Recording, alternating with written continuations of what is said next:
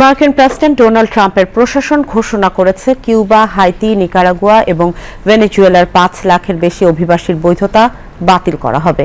যুক্তরাষ্ট্রের কেন্দ্রীয় সরকার জানায়, আগামী 24শে এপ্রিল এসব অভিবাসীর যুক্তরাষ্ট্রে থাকার অনুমতির মেয়াদ শেষ হবে এবং এর আগেই তাদের দেশ ত্যাগ করতে হবে।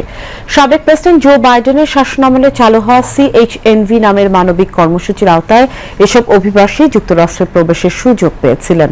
কর্মসূচির উদ্দেশ্য ছিল বৈধ অভিবাসনের পথ উন্মুক্ত করা। তবে ট্রাম্প প্রশাসন ক্ষমতায় এসে এই কর্মসূচি বন্ধের সিদ্ধান্ত নেয়। খবর বিবিসির। 24শে এপ্রিলের মধ্যে কতজন অভিবাসী অন্য কর্মসূচির আওতায় বৈধভাবে যুক্তরাষ্ট্রে থাকার অনুমতি পাবেন তা এখনো স্পষ্ট নয়। CHNV কর্মসূচি বন্ধ হওয়ায় তাদের অনেকের ভবিষ্যৎ অনিশ্চিত হয়ে পড়েছে। 2022 সালে বাইডেন প্রশাসন প্রথমে ভেনেজুয়েলার অভিবাসীদের জন্য এই কর্মসূচি চালু করেছিল। পরে কিউবা, হাইতি ও নিকারাগুয়ার নাগরিকদেরও এতে অন্তর্ভুক্ত করা হয়।